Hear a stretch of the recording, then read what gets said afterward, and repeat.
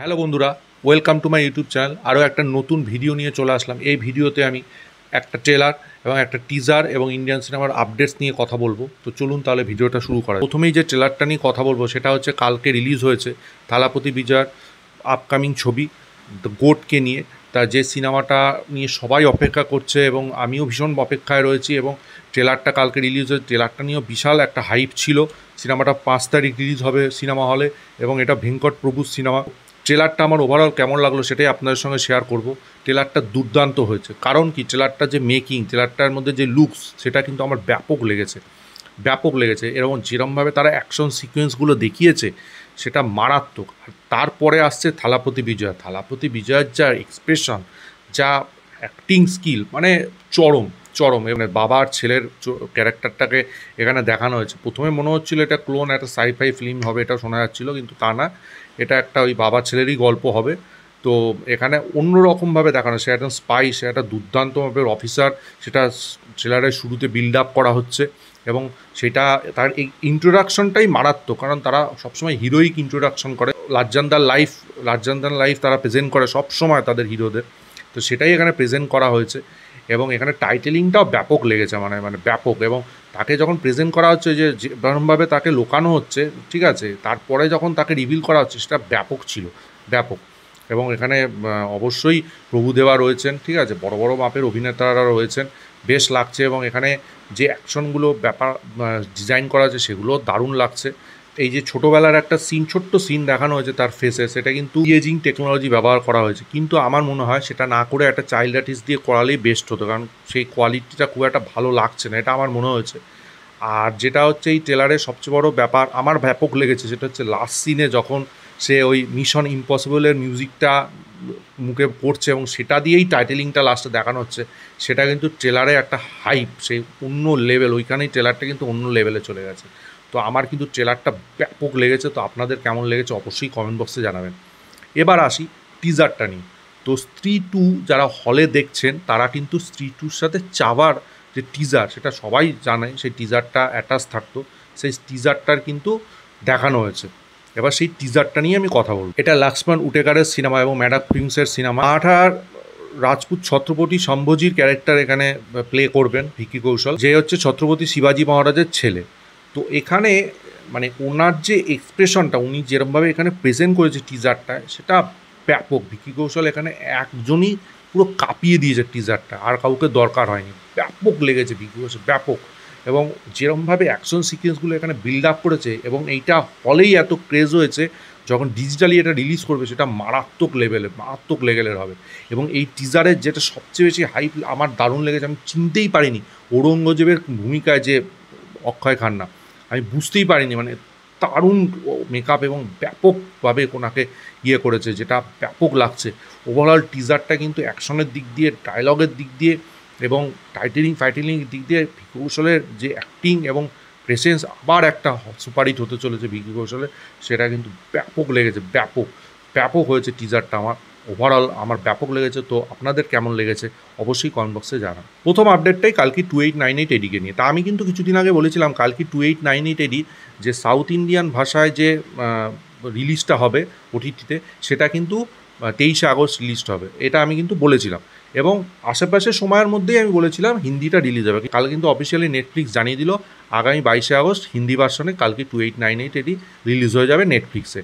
তো এটা তো সিনেমা হলে বিশাল রকমভাবে হাইপ তুলেছিল, অফিস কালেকশন করেছে, ব্যাপক সিনেমা। দেখা যাক ওটিটিতে এটার কীরকম রিসেপশন হয়। এবার একটা বড় নিউজ দেবো, যেটা একটা রিউমার্স, এবং সেটা হলে ব্যাপক হবে। স্ত্রী টুতে তো ব্যাপকভাবে বিজনেস করছে, ব্যাপক হচ্ছে। আমি কিছুক্ষণ পরে তার বক্স অফিস কালেকশন নিয়েও কথা বলবো। তো এখন শোনা যাচ্ছে স্ত্রী টুর পরে ক্রিস 4, যেটা খুব অ্যান্টিসিপেটেড একটা সিনেমা, সবাই অপেক্ষা করছে, ঋত্বিক রোশনের ক্রিস 4।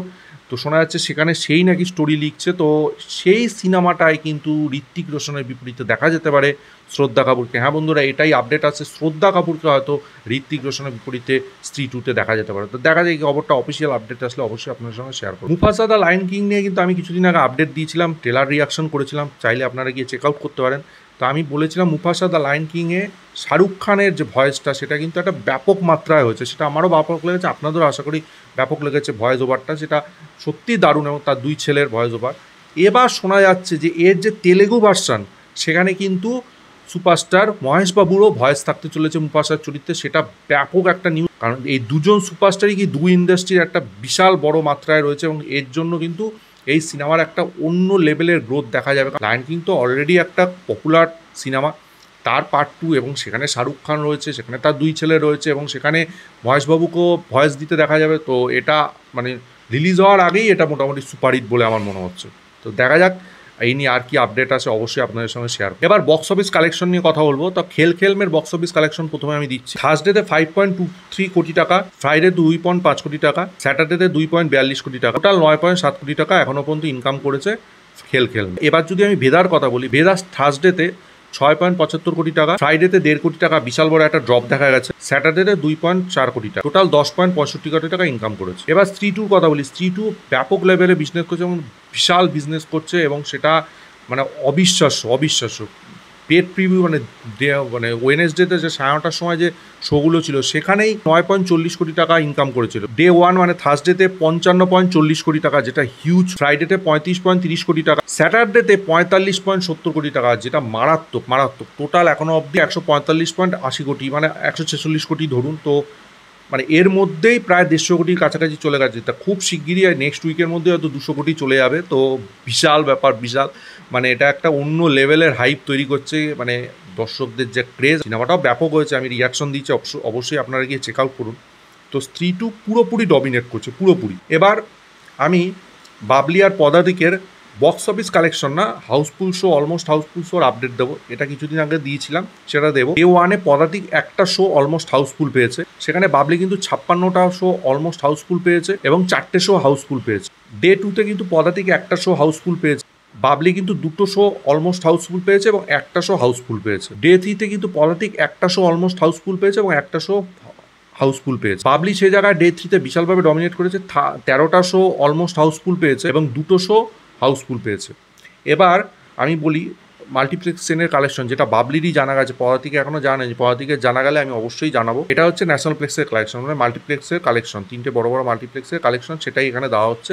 সেটা হচ্ছে বাবলি মোটামুটি প্রথম দিনে অ্যাপ্রক্স 2 লাখ টাকা ইনকাম করেছে, এটাই জানা গেছে। গতকাল কিন্তু প্রবাসের মোস্ট অ্যান্টিসিপেটেড সিনেমা ফৌজির পূজা সেরেমনি হয়ে গেল, যেটা আমি কিন্তু আগের ভিডিওতে আপডেট দিয়েছিলাম।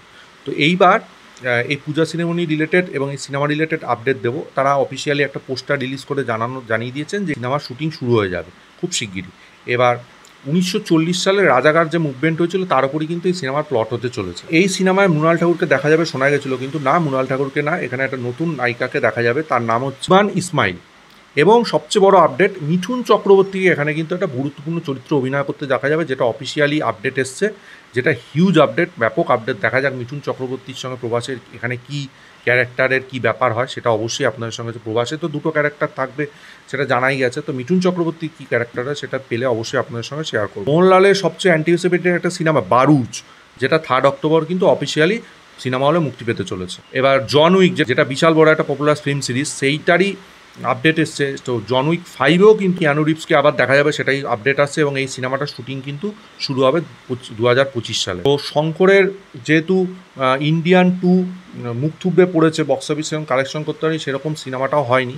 তো গেম চেঞ্জার এবছর আসবে, তো এবছর ইন্ডিয়ান 3 হয়তো আর আসবে না, পরের বছর স্বাধীনতা দিবসের দিন ইন্ডিয়ান 3 রিলিজ হতে পারে, এটা একটা খবর আসছে। অজয় দেবগানের সন অফ সর্দার 2-কে নিয়ে আপডেট। অজয় দেবগানের সন অফ সর্দার 2 নিয়ে যে খবরটা পাওয়া যাচ্ছে সেটা হচ্ছে এখান থেকে বিজয়রাজকে সরিয়ে দেওয়া হয়েছে, কারণ বিজয়রাজের বিহেভিয়ার ভালো লাগেনি প্রোডাকশন হাউসের, এবং সে নাকি অজয় দেবগানকে ঠিকঠাকভাবে সম্মান করেনি। উল্টে সেটা যেমন এটাও শোনা যাচ্ছে বিজয়রাজের পক্ষ থেকে, শোনা যাচ্ছে সে এরকম কিছু নাকি করেনি, কোনো ব্যাড বিহেভিয়ার নাকি করেনি, সেটাই শোনা যাচ্ছে। আমি যেটুকুনি বিজয়রাজকে চিনেছি, সেই বিজয়রাজকে খুব একটা খারাপ আমার লাগে না, ব্যাড বিহেভিয়ার করার মতো লাগেই না। তো দেখা যাক, সিনেমা তো আটকে থাকবে না, নতুন অন্য কোনো একটা তাকে রিপ্লেস করবে, তো কে হয় সেটাই অবশ্যই আপনাদের সঙ্গে শেয়ার করবো। এবার পুজো রিলিজ নিয়ে আপডেট। এসবিএফের যে পুজো রিলিজটা, যেটা গরুরান, সেটা হয়তো রিলিজ করবে না, হয়তো। এবার শোনা যাচ্ছে সৃজিত মুখার্জি 2টো সিনেমা রিলিজ করতে পারে, ঠিক আছে, টেক্কা করতে পারে রিলিজ, এবং সত্যি বলে সত্যি কিছু নেই, প্রতীকী বসুর শাস্তি সিনেমাটা রিলিজ করতে পারে, আরেকটা প্রতীকী বসুর সিনেমা হচ্ছে সেটাও রিলিজ, বা রাজ চক্রবর্তীর সন্তান রিলিজ করতে পারে। তো এখনও পুরোপুরি আপডেট আসছে না পুজো রিলিজ কী হতে পারে। এসবিএফের 2টো পুজো রিলিজ হতে পারে, তো দেখা যাক সব মিলিয়ে কি আপডেট আসে, সেই নিয়ে অবশ্যই আপনাদের সঙ্গে শেয়ার করব। এই ছিল ওভারঅল আজকের ভিডিও।